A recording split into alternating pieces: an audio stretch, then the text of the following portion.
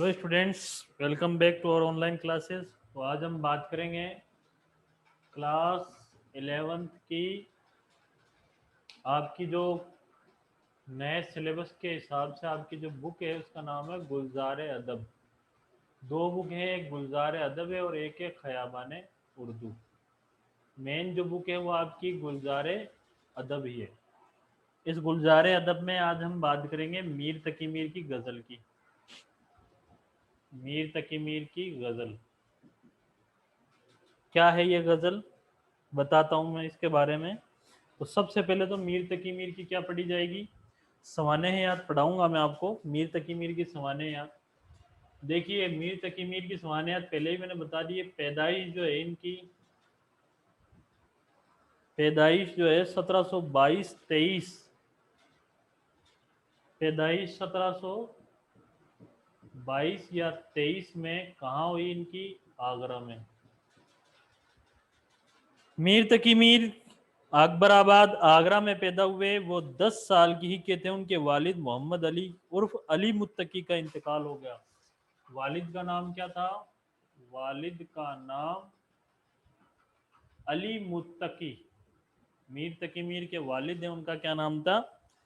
अली मुत्तकी था। चुनांचे आगरा से दिल्ली मुंतकिल हो गए और अपने सोतेले मामू और मामू और उर्दू के मशहूर शायर व अदीब सिराजुद्दीन अली खान आरजू के साथ कयाम रहा और उनसे इल्मी व अदबी फैज़ उठाया। दिल्ली में ही उनके अब उनके जो सोतेले मामू हैं, जिनका नाम क्या है, उर्दू के मशहूर शायर भी रह चुके हैं, अदीब सिराजुद्दीन अली खान आरजू। सिराजुद्दीन अली खान आरजू सोतेले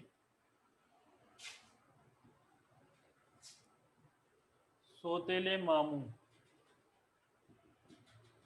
के यहाँ कुछ वक्त के यहाँ बचपन गुजारा।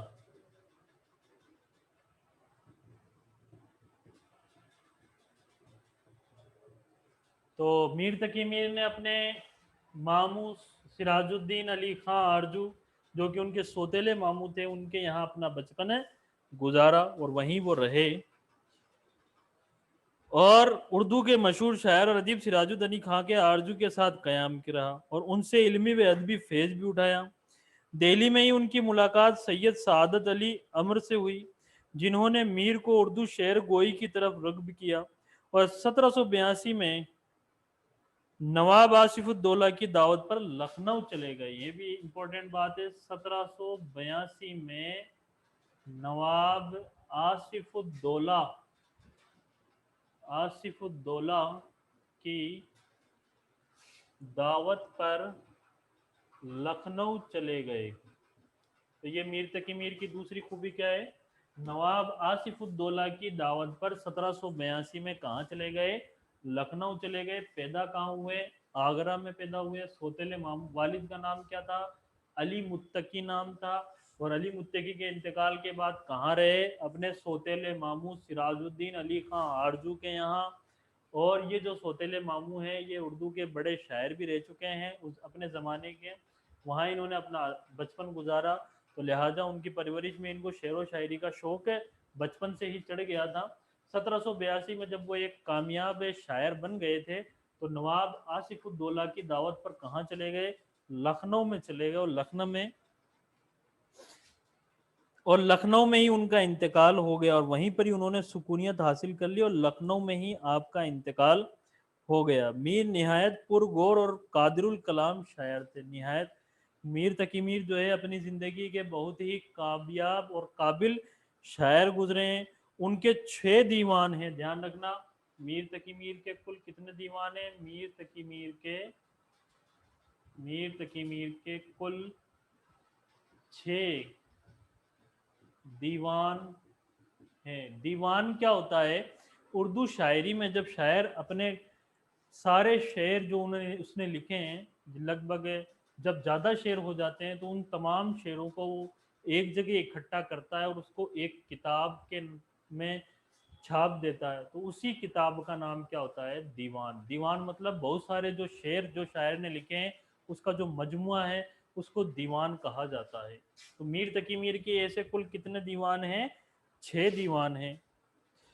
پھر دیکھیے انہوں نے غزل ہی نہیں بلکہ شعر کی جملہ اصنافی میں بھی طبع آزمائی۔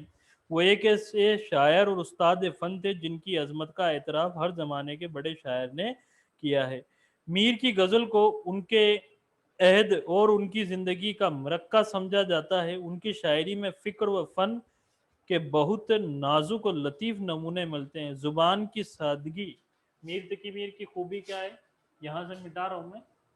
میر تقی میر کی جو خوبی ہے کلام کی وہ کیا ہے؟ زبان کی سادگی،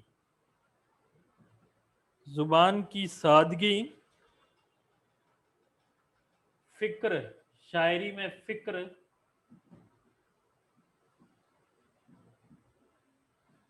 شاعری میں فکر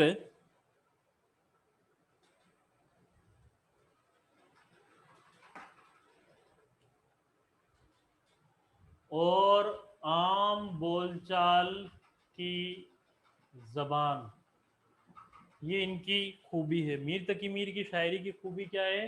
ان کی زبان میں سادگی ہے، شاعری میں ان کی فکر موجود ہے، اور عام بول چال کی ان کی زبان موجود ہے۔ تو یہ میر تقی میر کی خوبی ہے۔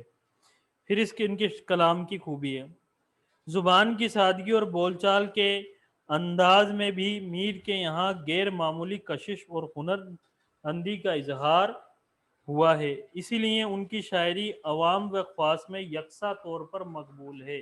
اس لیے میر تقی میر کی جو شاعری ہے وہ عام ہی نہیں بلکہ خاص جو لوگ ہیں ان میں بھی یہ مقبول اور مقبول ترین ہے۔ تو میر تقی میر نے یہی نہیں صرف کٹھن الفاظ ہی استعمال نہیں کہ انہوں نے اپنی زبان میں سادگی رکھی تاکہ عام جو انسان ہوتا ہے جن کی تعداد زیادہ ہوتی ہے ان کو بھی شاعری سے جوڑنے کے لیے مجبور کیا ان کی زبان کی خوبی کی وجہ سے۔ تو یہ تھی اسٹوڈنٹ میر تقی میر کی چند بات جو میں نے یہاں بتائی ہے آپ کو۔ 1722 یا 23 میں ان کا انتقال ہوا۔ ان کی جو وفات ہے وہ بھی لکھ لیجئے، وفات 1810 میں ان کی وفات ہوئی۔ انتقال جو ہے وہ ان کا کہاں ہوا؟ 1810 میں۔ کہاں انتقال ہوا ان کا؟ لکھنؤ میں۔ تو پیدائش 1722 کیوں لکھا ہے؟ کیونکہ یہ جو ان کا پیدا ہونے کا جو سن ہے وہ کسی کے بھی کنفرم سن نہیں ہے کہ یہ کب تھا، 1722-23 ہی مانا جاتا ہے، اور یہی لکھا آتا ہے۔ ایگزام میں آ جائے تو آپ کو بھی اسی طریقے سے لکھنا ہے۔ پیدائش 1722-23 میں کہاں؟ آگرہ میں۔ وفات کہاں ہوئی؟ 1810 میں لکھنؤ میں ہوئی۔ والد کا نام علی متقی تھا، اور کس کے یہاں ٹھہرے یہ، کس کے یہاں انہوں نے اپنا بچپن گزارا؟ والد کے انتقال کے بعد سراج الدین علی خان آرجو، جو کہ ان کے سوتیلے ماموں تھے، کہ یہاں اپنا بچپن گزارا۔ اور یہ جو سراج الدین علی خان آرجو ہیں یہ اردو کے بہترین شاعر بھی رہ چکے ہیں، اس لیے میر تقی میر چونکہ بچپن سے ہی اپنے ماموں کے پاس رہے والد کے انتقال کے بعد، تو میر تقی میر کو بچپن سے ہی شعر و شاعری کا جو لطف ہے، جو اس کی جو باریکیاں ہیں، وہ اپنے ماموں کے یہاں بچپن سے ہی ان کو مل گئی۔ 1782 میں جب وہ ایک باکمال شاعر بن گئے تھے تو وہ آگرہ چھوڑ کر نواب آصف الدولہ کی دعوت پر کہاں چلے گئے؟ لکھنؤ میں چلے گئے، اور لکھنؤ میں ہی آخری دم تک رہے، اور ان کا انتقال جو ہے وہ 1810 میں لکھنؤ میں ہی ان کا انتقال ہو گیا۔ اور میر تقی میر کے کل 6 دیوان ہیں۔ میر تقی میر نے اپنے جتنے بھی شعر و شاعری کی ہیں ان کو ایک دیوان میں انہوں نے ایک جگہ اکٹھا کیا، اور ایسے دیوان میر تقی میر کے کل کتنے دیوان ہیں؟ کل 6 دیوان موجود ہے اردو شاعری کے اندر۔ ان کے دیوان کیا ہوتا ہے اسٹوڈنٹ؟ دیوان وہ ہے جس میں شاعر اپنے تمام شعر کو ایک جگہ جمع کر دیتا ہے، اس کو دیوان کہا جاتا ہے۔ تو یہ تھی میر تقی میر کی سوانح کی چند باتیں، کتاب میں اتنا ہی دے رکھا، اور ان کی خاص خاص باتیں میں نے بورڈ پہ لکھا دی ہے، اسے آپ اپنی کاپی میں اتار لیں تاکہ آپ کو یہ یاد ہو جائے۔ تھینک یو سو مچ۔ اب دیکھیے نیکسٹ جو ہے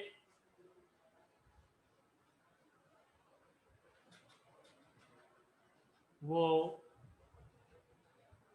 میر تقی میر کی جو غزل ہے وہ کیا ہے۔ دیکھیے غزل انہوں نے لکھی، اس کے شعر میں پڑھ دیتا ہوں، اس کی تشریح ہم نیکسٹ ویڈیو میں کریں گے۔